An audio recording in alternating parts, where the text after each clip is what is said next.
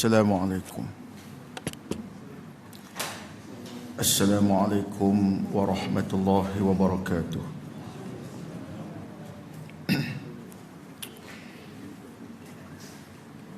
Tuan-tuan dan puan-puan yang dirahmati Allah, kita nak baca tilawah ni, kita ambil daripada ayat 47. Walaupun ayat yang kita nak masuk pada tafsirnya adalah ayat 48, tapi kita ambil daripada ayat 47, mengambil daripada rentetan ayat.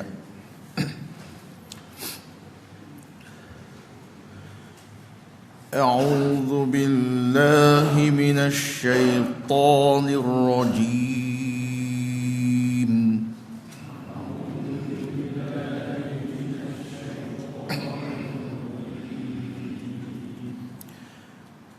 Ya bani Israil adhkuru ni'mati allati an'amtu alaikum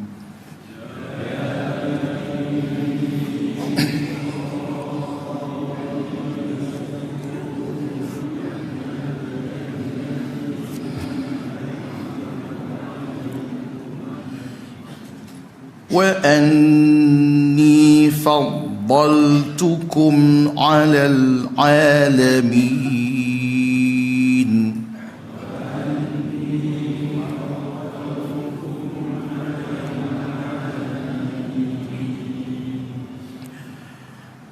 واتقوا يوما لا تجزي نفس عن نفس شيئا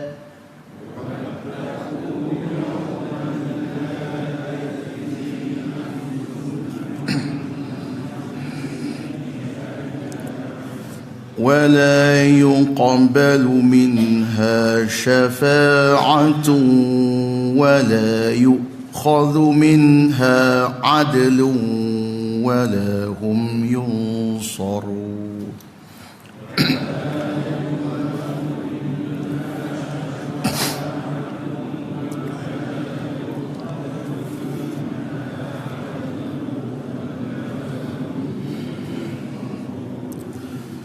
ولا يؤخذ منها عدل ولا هم ينصرون.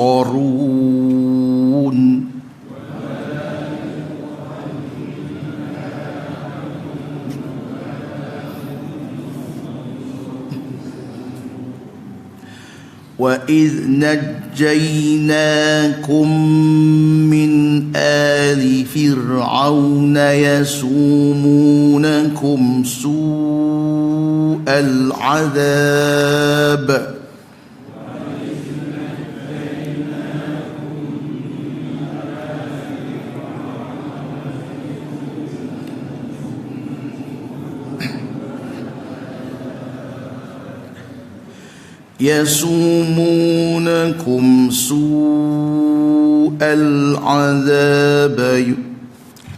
يسومونكم سوء العذاب يذبحون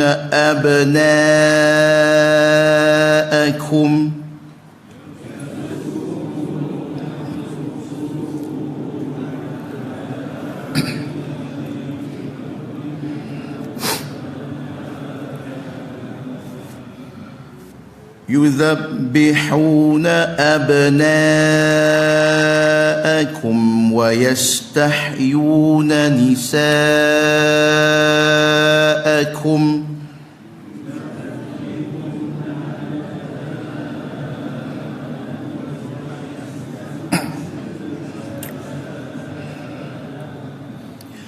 وفي ذلكم بلاء من ربكم عظيم.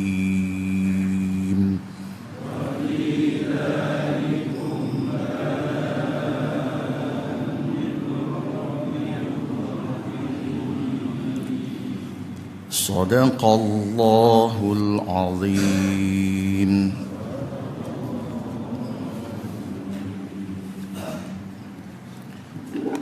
Alhamdulillah, wassalatu wassalamu ala rasulillah wa alihi wa ashabihi wa mawalah, amma ba'd.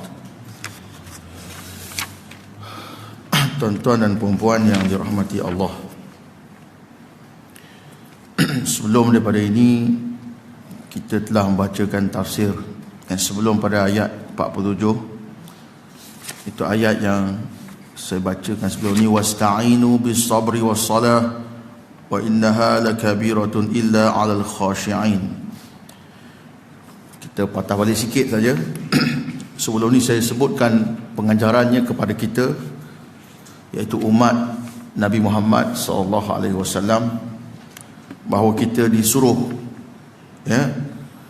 supaya meminta pertolongan dengan jalan sabar dan mendirikan solat. Sesungguhnya solat itu sangat berat kecuali ke atas orang-orang yang khusyuk. Ayat ini ulama tafsir kata dia ditujukan juga, asalnya khitab ditujukan kepada Bani Israel. Maknanya mereka diperintahkan oleh Allah Ta'ala supaya terus melakukan ketaatan, iaitu dengan mendirikan solat, dan bersabar dan mendirikan solat. Itu orang-orang yang mana mereka yazunnuna annahum mulaqu rabbihim. Mereka orang-orang yang yakin akan pertemuan dengan Tuhannya. Alladzina yazunnuna annahum mulaqu rabbihim wa annahum ilaihi raji'un, iaitu orang-orang yang yakin akan pertemuan dengan Tuhan mereka dan bahawa mereka akan kembali kepadanya. Kemudian baru masuk pada ayat ya Bani Israel, wahai Bani Israel, kenangkanlah nikmat. Ini ayat yang mungkin Ustaz Arif dah tafsirkan. Ya Bani Israel, uzkuru ni'mati allati an'amtu alaikum wa anni faddaltukum 'alal alamin.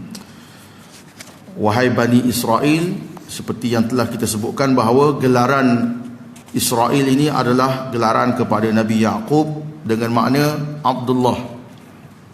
Isra, Abdun, Il, iaitu ilah ataupun Allah. Allah Ta'ala memuliakan Bani Israel dengan menyebut nama datuk nenek moyang mereka, keturunan daripada Nabi Yaqub. Kenangkanlah nikmatku yang telah aku berikan atau aku kurniakan ke atas kamu, iaitu dikurniakan kepada mereka nabi-nabi dan rasul-rasul yang membawa kitab dan petunjuk. Itu nikmat yang sangat besar daripada Allah Subhanahu wa taala. Malangnya mereka mensia-siakan kelebihan itu. Wa anni faddaltukum 'alal alamin, dan sesungguhnya aku, iaitu Allah, melebihkan kamu ke atas sekian makhluk, sairil umam, an sairil umam, iaitu sekalian umat pada zaman itu. Pada zaman itu merekalah orang-orang yang beriman, sedangkan bangsa ataupun kaum yang lain tidak beriman. Atas sebab itulah Allah Ta'ala melebihkan mereka mengatasi kaum-kaum yang lain. Jadi sepatutnya nikmat Allah Subhanahu wa taala itu mereka kenang dan tidak melanggar perintah Allah Subhanahu wa taala. Okey, kemudian baru masuk pada ayat yang sambungannya, ayat 48. Wattaqu yawman la tajzi nafsun an nafsin syai'a wa la yuqbalu minha syafa'ah wa la yu'khadhu minha 'adlun wa la hum yunsarun. Atas sebab nikmat yang Allah Subhanahu wa taala berikan pada mereka, iaitu diutuskan rasul-rasul, dan dijadikan mereka itu di kalangan hamba Allah yang beriman mengatasi bangsa-bangsa lain yang tidak beriman, maka itu takutlah pada satu hari,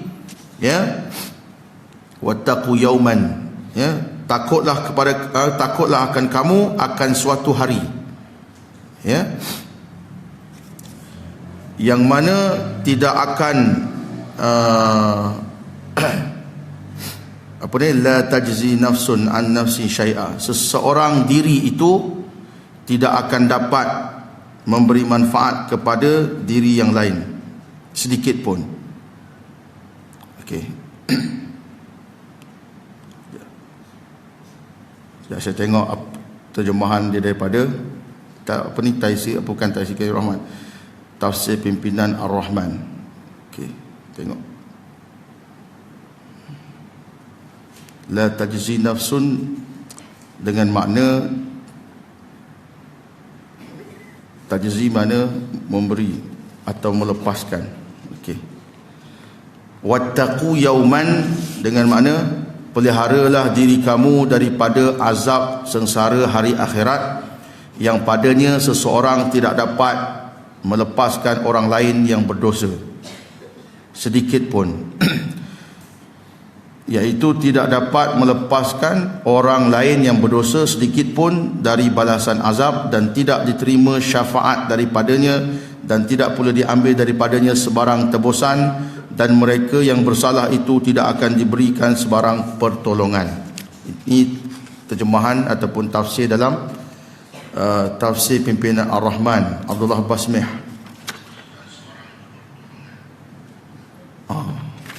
Ada tengok live kan? Tak apa. Kita tengok apa makna tajzi, apa makna nafsun satu persatu. Wattaqu, ya, bertakwalah kamu kepada Allah dengan makna peliharalah diri. Takwa ni asal maknanya adalah takut, ya. Takutlah kamu kepada Allah, tetapi maksudnya di sini iaitu takut kepada Allah dengan makna kita kena jaga diri kita daripada melanggar perintah Allah. Baik. Makna la tajzi. Wattaqu yawman la tajzi nafsun an nafsin syai'a. Wa fi kalimah dia kata muqaddarah fihi. Ai la tajzi fihi nafsun an nafsin syai'a. Jaza dalam bahasa Arab makna apa tuan-tuan? Ganjaran.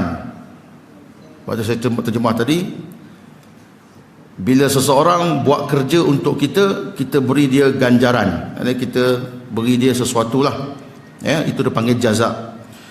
Bila Allah Ta'ala mengatakan la tajzi nafsun, dengan makna seseorang diri atau jiwa itu tidak dapat memberi sesuatu kepada diri yang lain, yang mana para ulama tafsir menjelaskan di sini dengan makna tidak boleh menebus, ya, atau melepaskan. Di dunia kita ada kawan-kawan yang kita hidup sehari-hari, kita berkawan, kalau kawan kita susah kita boleh tolong. Hatta sehingga kalau kawan kita dimasukkan ke lock-up sekalipun, dalam penjara ke, dalam lock-up, kita boleh jamin, kita boleh bayar duit duit jaminan, dan melepaskan dia boleh keluar. Kita boleh jamin dia. Hatta dalam pinjaman bank hari ni, ya, orang yang tak layak untuk membuat pinjaman, kita boleh jadi dia punya apa dia panggil, guarantor. Maknanya kita dekat dunia ni, kita sesama kawan kita ni boleh tolong menolong, boleh melepaskan seseorang daripada kesusahan, dan sebagainya. Tetapi hal ini tidak akan berlaku pada hari akhirat.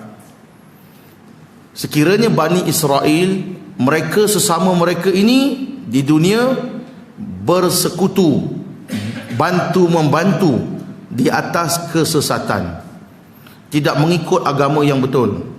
Dalam konteks kisah yang kita sedang baca panjang ni, iaitu keimanan kepada Nabi Muhammad SAW. Kalau kamu ikut dia, kamu ikut dia, dia ikut dia, dia ikut dia. Sedangkan di akhirat nanti, setiap orang itu nafsi-nafsi.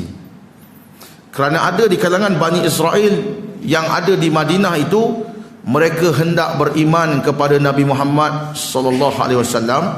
Masalahnya dia tanya, ma ra'ait, ma ra'yuk, apa pandangan kau, apa kau rasa, nak ikut ke tak ikut Muhammad?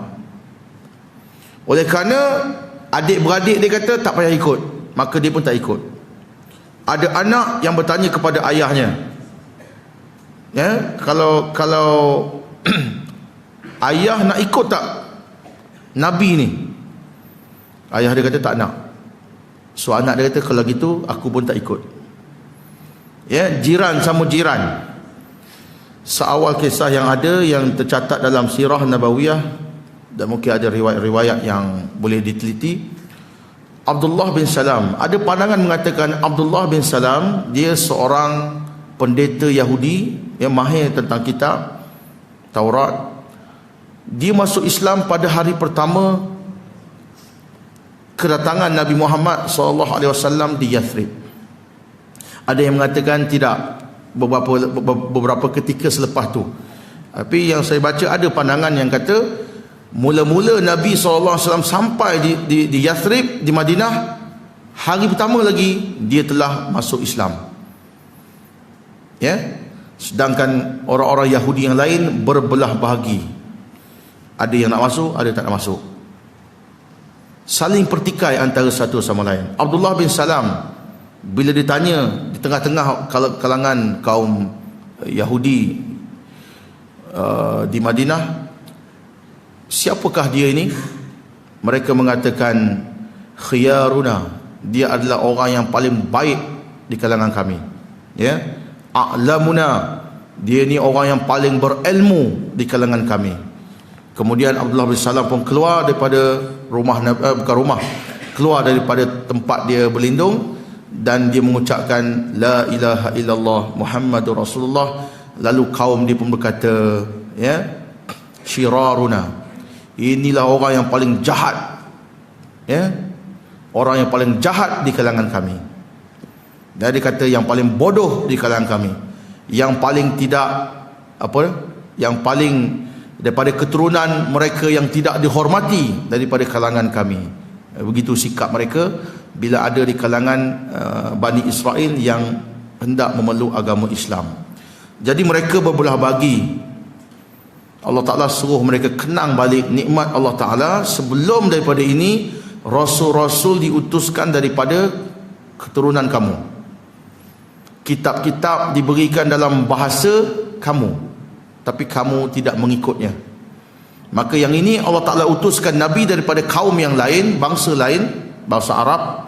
Kamu tak mau ikut dengan alasan bukan bangsa kamu, bukan keturunan Bani Israel. Sebelum ini yang keturunan Bani Israel tu, lima taqtuluna anbiya Allah. Jadi sebab apa yang kamu bunuh Nabi-Nabi yang diutuskan oleh Allah? Kalau kamu kata kamu nak Nabi daripada kalangan Bani Israel, kenapa kamu bunuh? Bila diutuskan Nabi daripada kaum yang lain, kamu tak mau ikut dengan alasan bukan daripada Bani Israel.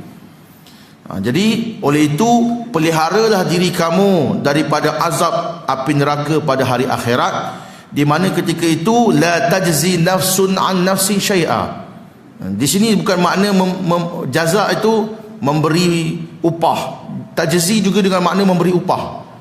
Tajzi juga dengan makna memberi sesuatu sebagai imbalan kepada usaha yang dilakukan.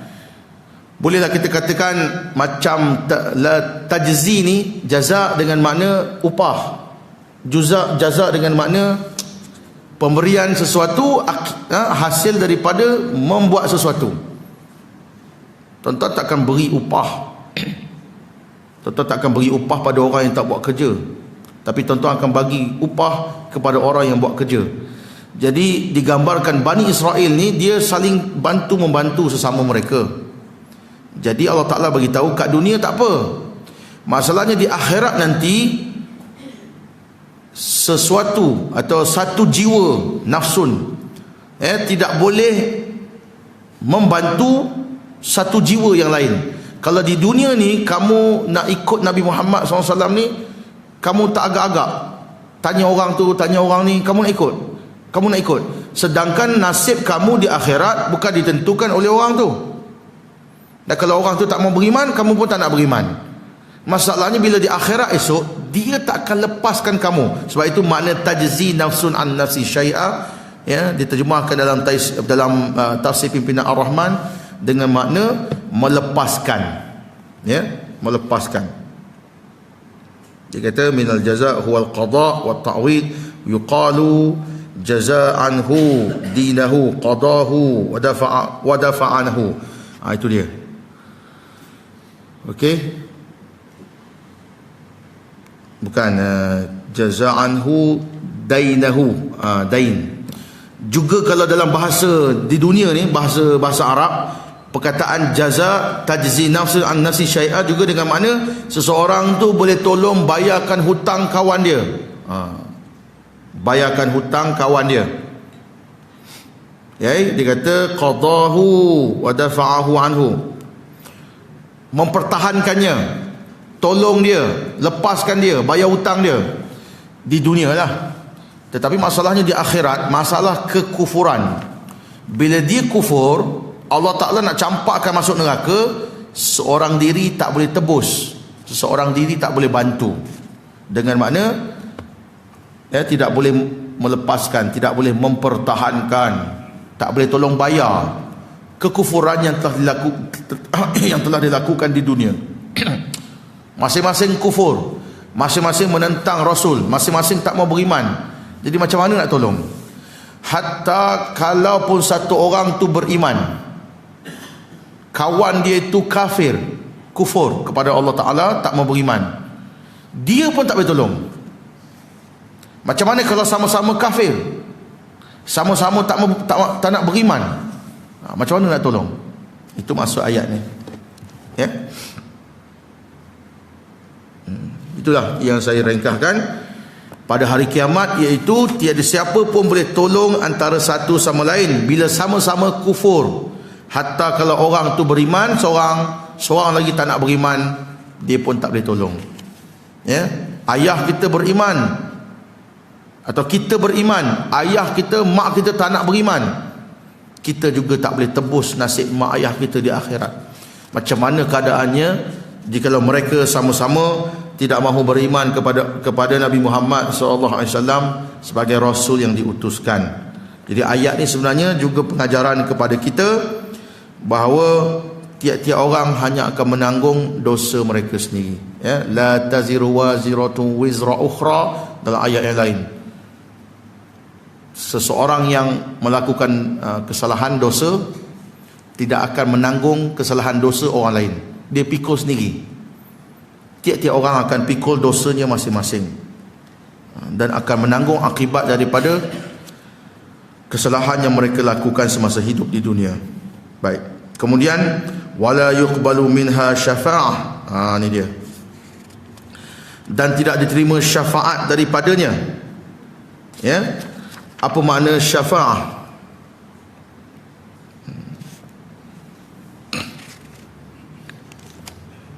Minta maaf sikit tuan, mata saya jadi kabur pagi ni. Saya ni kencing manis ada. Jadi ada time bila gula tu ni dia kabur sikit lah. Tak apa, saya baca slow-slow Syafa'ah.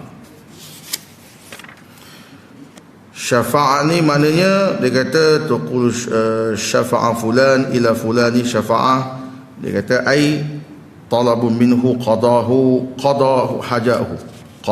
hajati. Okey. Bila seseorang itu dikatakan memberi syafaat dengan makna seseorang itu minta supaya hajatnya ditunaikan. Tuan-tuan bila ada keperluan, tuan-tuan jumpa kawan kita, jiran kita, minta, contohnya boleh tak tolong aku? Ya. Aku perlukan duit. Maka kawan kita tu dia bagi duit.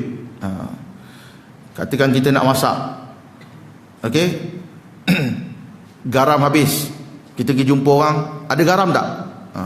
Minta kat jiran lah, nak beli, nanti nak belilah kan, minta garam sikit nak masak.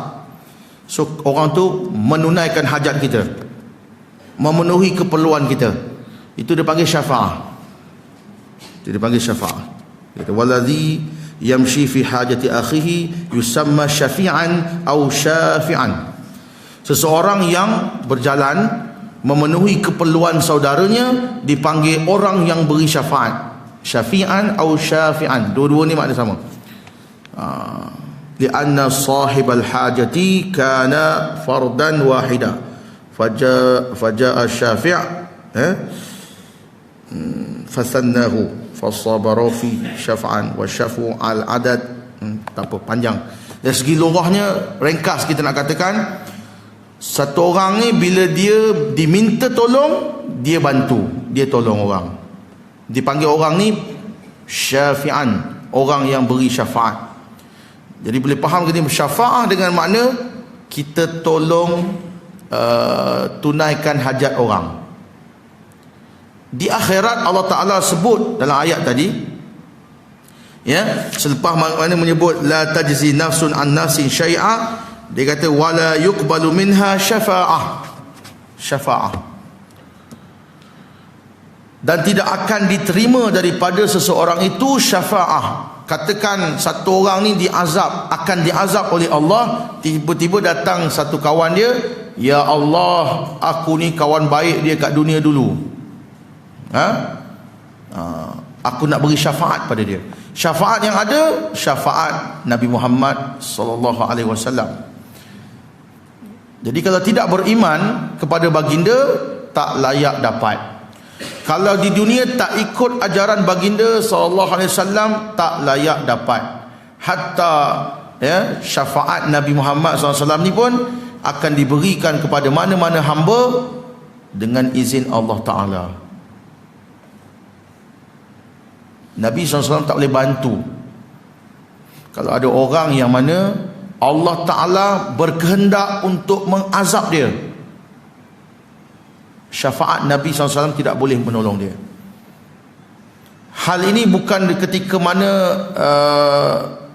dihitung amalan. Masa hitung amalan tu bukan. Hatta di haud, iaitu kolam Nabi SAW pun, kolam dia panggil haud. Tapi kolam tu jangan bayang macam kolam masjid ni. Ada sini ada kolam kolah. Dia haud dalam riwayat kata seluas mata memandang. Air itu luas. Di mana minum sekali air itu tidak akan dahaga selama-lamanya. Dalam hadis riwayat Imam Al-Bukhari, dia ada kisah bahawa ada di kalangan umat Nabi SAW, dia cuba nak minum kat situ, dihalang oleh malaikat. Bila Nabi SAW tanya, kenapa mereka tak boleh minum? Dan malaikat pun kata, la ta'lamu, la ta'lamu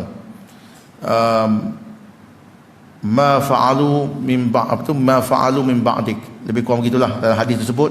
Engkau wahai Muhammad tak tahu apa yang mereka dah buat selepas engkau mati, selepas engkau meninggal. Lalu bila diberitahu kepada Nabi SAW, maka Nabi pun halau orang ni.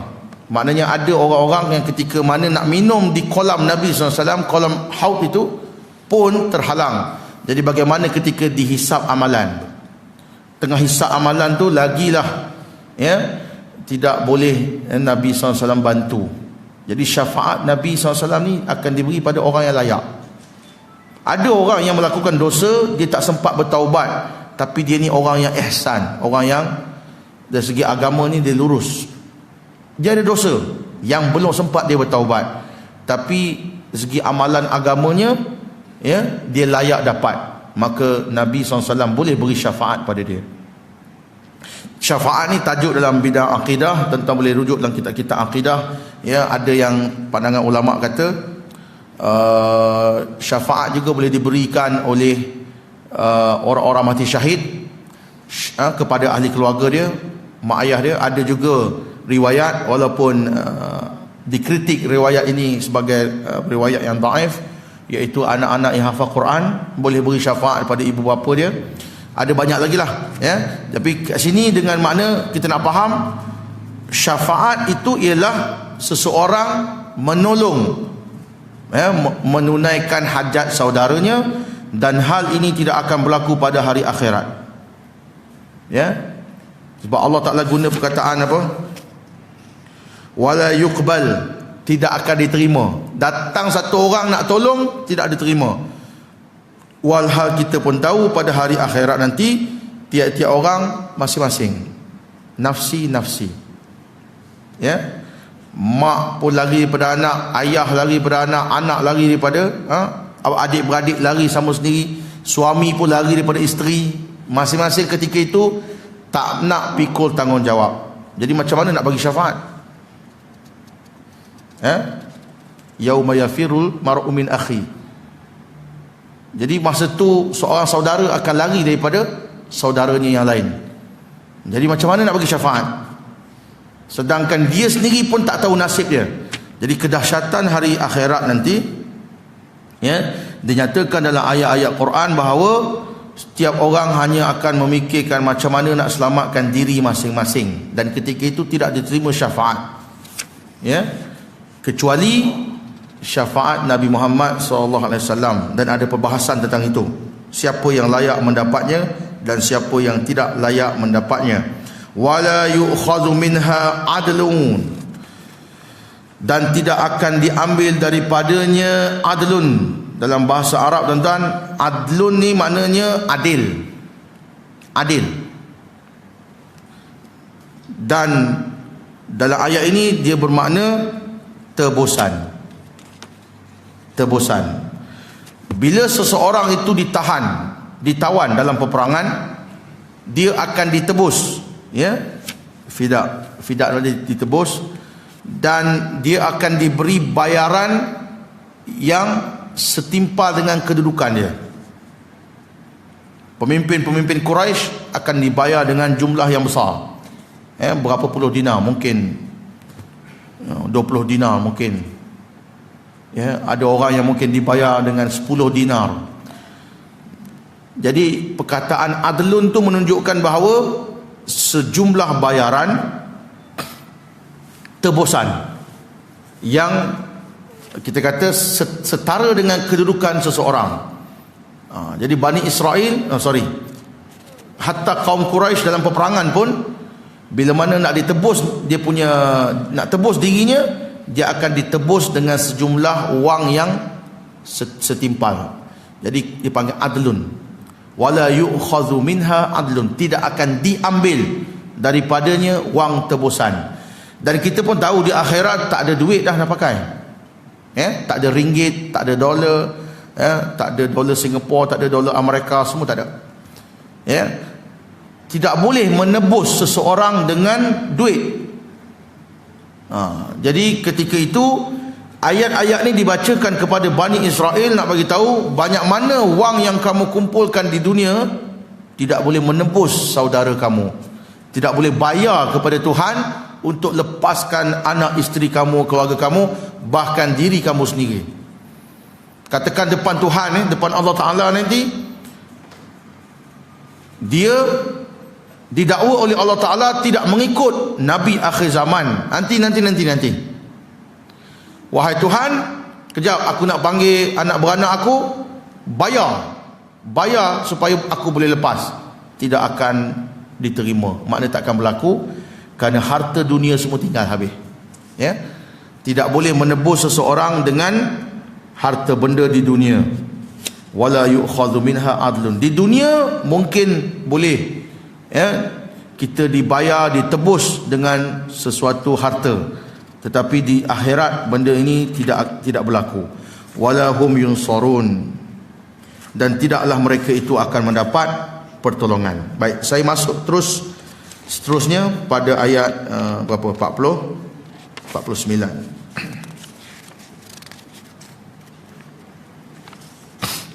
Okey. Wa idh najjaynakum min ali fir'aun yasumunakum su'al 'adzab yudhabbihuna abna'akum wa yastahyuna nisa'akum wa fi dhalikum bala'un min rabbikum 'azim. Okey. Dan baik, tadi kisah tadi semua kita masih berkaitan dengan Bani Israel. Masih berkaitan dengan Bani Israel. Bagaimana kalau mereka tidak beriman kepada Nabi Muhammad SAW? Di akhirat esok tak ada siapa pun boleh menolong antara satu sama lain. Kemudian Allah Ta'ala memperingatkan, wa idh najjayna litazkir, satu peringatan daripada Allah Subhanahu wa Ta'ala bahawa ketika mana kami menyelamatkan kamu daripada keluarga Fir'aun. Okey. Perkataan al alif ada alif baca mat, lam tu baca baris kasrah. Ali. Macam surah Ali Imran. Banyak orang salah, tersilap ataupun tak tahu. Ya, bila tanya surah apa? Surah Al-Imran, bukan Al-Imran. Alif lam tu bukan alif lam ma'rifah. Alif lam dalam bahasa Arab ni dia ada fungsi. Contohnya Al-Baqarah, surah yang kita baca ni Al-Baqarah, dia panggil itu ma'rifah. Ya, lawan kepada ma'rifah nakirah. Kalau nakirah tak ada alif lam, baqaratun, baqaratun. Tapi bila ada alif lam, al-baqaratu.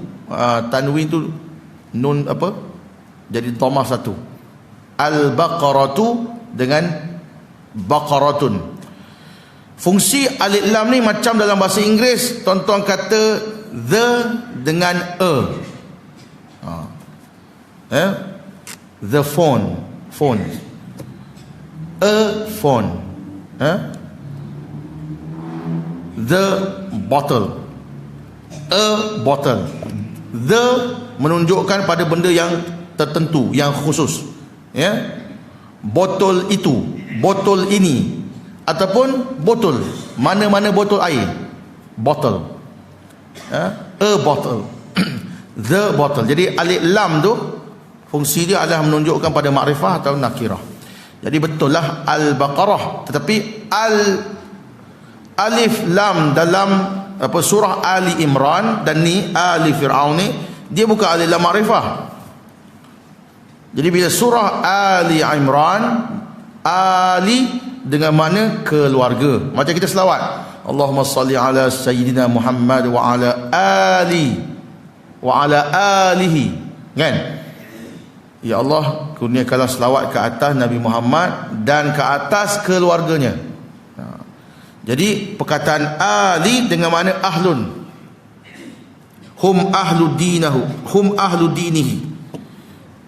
Ali dengan makna keluarga. Ya, wa qaumuhu wa asya'uhu. Ya, kaumnya juga dengan makna maknanya kaum kerabat lah. Kerabat-kerabatnya atau mereka yang ada hubungan dengannya. Okey.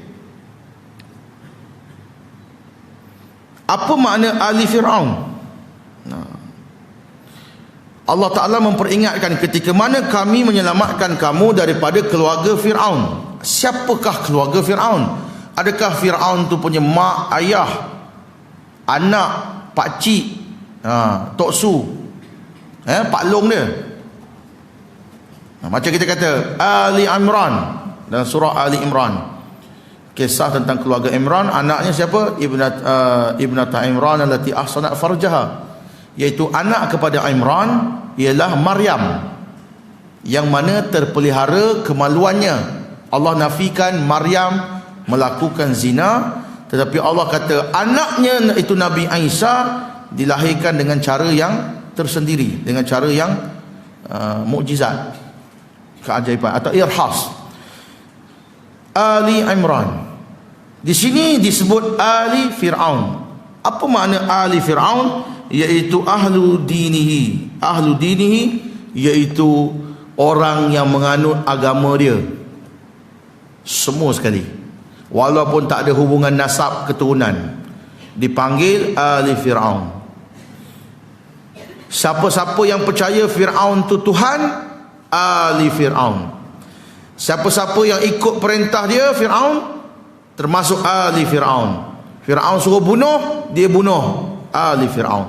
Tentera dia, dia punya apa lagi, menteri-menteri dia, ya, keturunan atau dikatakan para ulama mereka ini kaum Qibtiyah. Itu semua tu adalah Ali Fir'aun. Itu mereka yang bersekongkol dengan Fir'aun, kekuasaan dia, mempercayai dia Tuhan, sembah dia, ikut cakap dia, semua itu Ali Fir'aun. Allah Ta'ala mengatakan ketika mana kami najainakum, dengan mana kami selamatkan kamu. Najah dengan mana selamat, najah dengan mana berjaya. Jadi kami maknanya dengan mana ketika mana kami selamatkan kamu, iaitu Bani Israel. ya, daripada kejahatan Firaun. Daripada kejahatan Firaun. Soalannya tuan-tuan, kenapa ayat ini dibacakan kepada Bani Israel yang ada di Madinah? Kalau ikut khitab ayat ini ditujukan kepada orang-orang Yahudi di Madinah. Mereka ni tak ada zaman tu.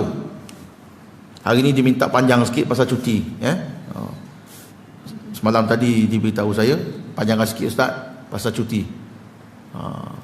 Tak apalah, tak adalah panjang sangat. Saya pun ada mak saya dekat rumah ni.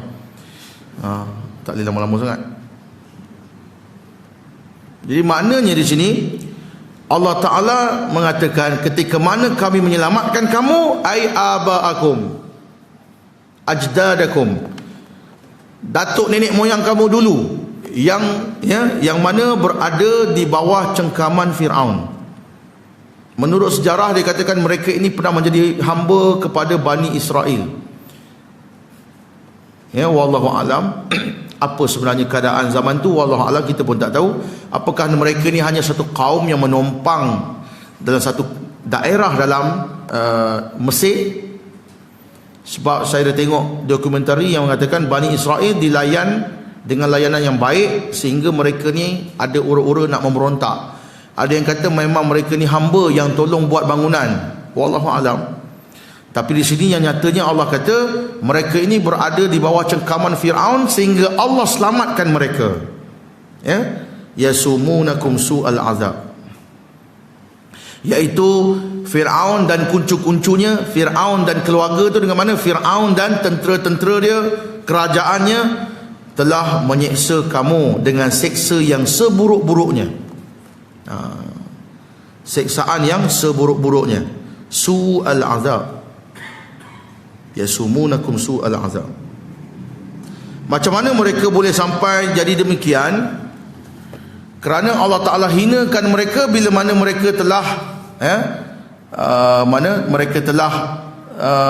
keluar daripada Palestin. Kisahnya panjang dulu, iaitu bagaimana Nabi Yaqub, cerita yang panjang. Nabi Yaqub, iaitu dia punya datuk dia ataupun datuk nenek moyang dia, memimpin mereka,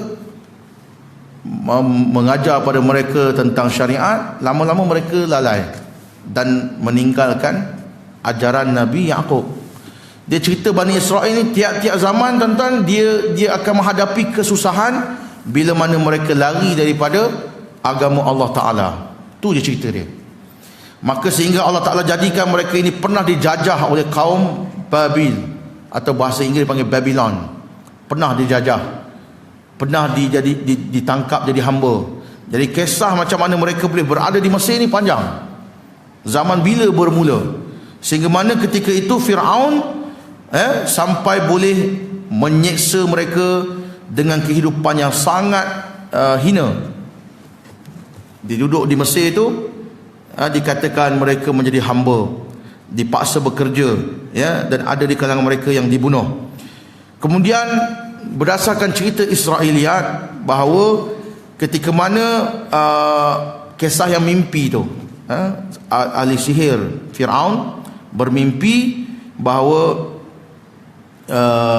akan bangkit seorang raja daripada kalangan Bani Israel yang akan menjatuhkan kerajaan Firaun. Jadi Firaun pun mengarahkan semua anak-anak lelaki dibunuh. Ini yang saya nak kaitkan dengan ayat berikutnya.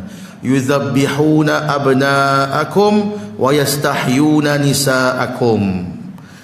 Antara kedahsyatan yang dilakukan ialah mereka, iaitu keluarga Firaun, kerajaan Firaun, tentera Firaun, menyembelih anak-anak kamu. Anak-anak kamu bukan mereka yang hidup zaman Nabi SAW, tapi anak-anak kamu, anak-anak lelaki kamu yang hidup zaman itulah. Jadi dikaitkan dengan mereka ialah kerana mereka ini berasal daripada keturunan itu.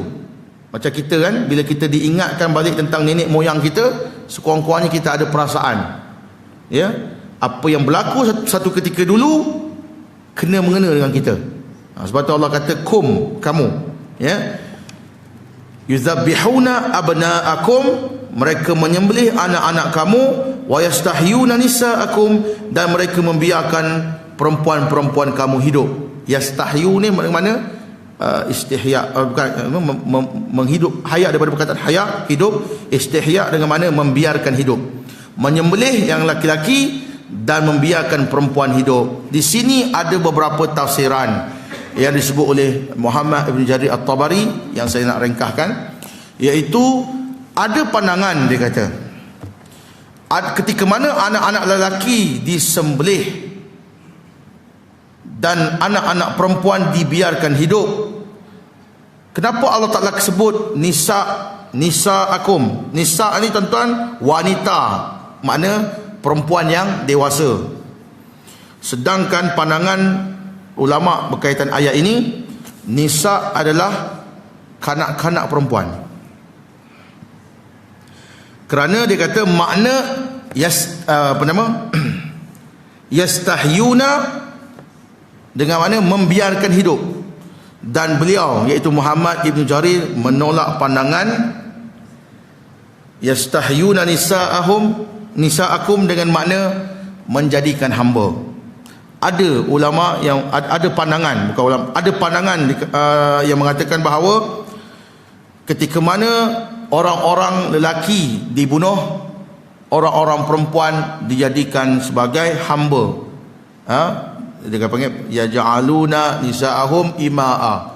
Mereka jadikan perempuan-perempuan Bani Israel sebagai hamba yang boleh disetubuhi.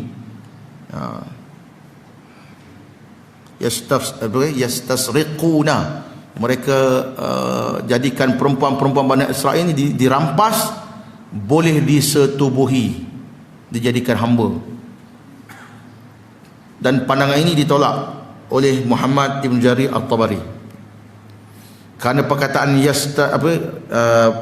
yastahyuna tidak ada kaitan dengan memperhambakan perempuan. Tak ada. Memperhamba di sini bukan makna ni tuan-tuan, bukan makna yang kita tahu buat kerja ni, bukan. Yastahyu memperhamba di sini dengan makna ambil perempuan ni, atau bahasa kita kata dirogol lah, dirogol. Saya pernah dengar pandangan ni, tapi bila saya baca dalam tafsir At-Tabari ni, pandangan ni ditolak. Kerana perkataan yastahyuna dengan makna membiarkan hidup. Jadi wanita ni adalah kita kata sumber zuriat yang lahir selepas itu. Kamu lahir daripada ibu-ibu Bani Israel yang hidup zaman Fir'aun. Macam mana kamu boleh hidup sedangkan anak-anak lelaki itu dibunuh? Kerana Fir'aun bimbang akan lahir pemberontak. Seorang yang diangkat sebagai raja Bani Israel akan memberontak dan mengguling kerajaan Fir'aun. Jadi anak-anak lelaki, bayi yang laki-laki dibunuh. Bayi yang laki-laki dibunuh, sedangkan wanita, bayi-bayi perempuan dibiarkan hidup sehingga besar menjadi nisa'akum. Tak boleh faham, saya cuba nak terang. Bayi-bayi laki-laki dibunuh, bayi-bayi perempuan dibiarkan hidup. Dan Allah tak kata banatakum, banat abna, anak laki-laki, banat, anak perempuan. Allah tak kata yuzabbihuna abnaakum wa yastahyuna banatakum. Sama-samalah, sama umur. Dia bunuh anak-anak laki-laki dan membiarkan anak-anak perempuan hidup. Allah kata nisa'akum, bermakna anak-anak perempuan ni daripada dia kecil sampai dia besar. Bila dia besar, mereka inilah yang melahirkan keturunan sampai kamu juga lahir kat dunia. Kamu tu siapa? Orang-orang Bani Israel yang hidup pada zaman Nabi Muhammad SAW. Dengan sebab orang-orang perempuan ketika, bayi-bayi perempuan ketika itu tidak dibunuh, maka kamu dapat hidup pada hari ini. Begitu. Saya bersama dengan pandangan inilah mengatakan, bukanlah maksud yastahyuna nisa'akum dengan makna perempuan-perempuan Bani Israel itu dirogol, bukan, diperkosa, bukan, atau diambil jadi hamba sehingga kaum keluarga Fir'aun ni boleh setubuhi, bukan maksud tu. Iaitu mereka ni bekerja dan perempuan-perempuan itu dibiarkan hidup sehingga melahirkan zuriat-zuriat sampai kepada keturunan Bani Israel yang hidup pada zaman Nabi Muhammad sallallahu alaihi wasallam. Wa fi dzalikum bala'um min rabbikum azim. Dan pada demikian itu terdapat bala. Bala dalam bahasa Arab tuan-tuan boleh makna bencana. Bala dengan makna bencana, tetapi di sini dengan makna ujian yang besar, ibtila. Pada peristiwa itu terdapat ujian yang besar untuk kamu daripada Tuhan kamu. Begitu, ya. Jadi apakah pengajaran yang boleh kita ambil daripada kisah ini? Allah Subhanahu wa taala nak beritahu satu keadaan yang sukar pernah dilalui oleh Bani Israel, bila mana orang-orang laki-laki, anak-anak laki-laki, bayi laki-laki dibunuh kerana Firaun bimbang kerajaannya digulingkan. Ya, yang mana bayi laki-laki diarahkan bunuh. Bukan semua tau. Masa dia dapat ramalan daripada tukang sihir dia, masa itulah diarahkan mana-mana perempuan yang mengandung supaya dipantau. Jadi pergi ke semua rumah-rumah Bani Israel ni, ahli Firaun, tentera-tentera Firaun, dia tengok mana perempuan yang mengandung. Jadi ketika itu dikenal pasti rumah ni ada seorang, rumah ni ada seorang, rumah ni ada seorang. Jadi tiap-tiap hari tentera-tentera Firaun akan pergi rumah tu. Macam mana? Berapa lama lagi nak lahir? Jadi saya dah baca juga pandangan ulama tafsir yang kata yastahyuna nisa'ahum, dengan makna ini satu pendapat iaitu bila mana perempuan yang mengandung itu nak melahirkan anak, tentera Firaun ni tengok sekali. Tuan-tuan, maaf ibu-ibu, macam mana perasaan seorang perempuan ketika nak melahirkan anak, orang lelaki datang tengok? Kita sebagai suami pun tak suka. Tuan-tuan, kita sebagai suami pun tak suka orang lain duk tengok isteri kita ketika nak lahirkan anak tu. Macam mana kalau keadaan tentera Firaun tengok, okey, mana yang nak lahir, mana perempuan yang akan lahirkan anak, mana perempuan yang akan lahirkan anak, dan mereka tengok. Bila keluar saja bayi itu dilihat laki-laki atau perempuan. Tengok saja laki-laki terus dibunuh. Tengok perempuan dibiarkan, diserahkan balik pada keluarga itu. Itu makna yastahyuna nisa'ahum. Jadi Allah Subhanahu wa taala dengan dikata dengan kuasanya menjadikan berkembang juga zuriat Bani Israel, dan bayi yang hendak dibunuh itu akhirnya terselamat. Kisah Nabi Musa yang berikutnya nanti panjang, bagaimana Allah Ta'ala selamatkan Nabi Musa, ya, sehingga menjadi pemimpin Bani Israel yang membawa mereka keluar daripada kezaliman bumi Mesir di bawah pemerintahan Firaun. Jadi ayat kita baca setakat ni, itu dulu setakat ni. Allah Subhanahu wa taala mendatangkan ujian yang besar kepada Bani Israel, dan Allah Taala juga yang menyelamatkan mereka daripada ujian tersebut. Jadi sepatutnya lah mereka mengenang semua ini dan bersungguh-sungguh untuk menjadi hamba-hamba yang beriman. Dalam konteks mereka yang hidup ketika itu, sepatutnya mereka ikut Nabi Muhammad sallallahu alaihi wasallam. Semua kisah Bani Israel ini tuan-tuan dikaitkan dengan apa? Kenapa kamu tak beriman dengan Nabi Muhammad? Kenapa kamu tak ikut Muhammad? Mengapa kamu lawan dia? Kamu engkar? Kenapa kamu kufur? Semua. Dan pengajarannya ialah untuk kita. Al-ibratu bi umumil lafzi la bi khususi sabab. Ya, pengajaran daripada semua ayat-ayat yang kita baca ini, walaupun ditujukan kepada Bani Israel, ya, tapi pengajarannya diambil dengan lafaz yang berbentuk umum. Kisah Bani Israel menjadi pengajaran supaya kita tak ikut perangai mereka, ya. Bukan semata-mata kisah itu tuju kepada Bani Israel maka kita kata dia orang je lah.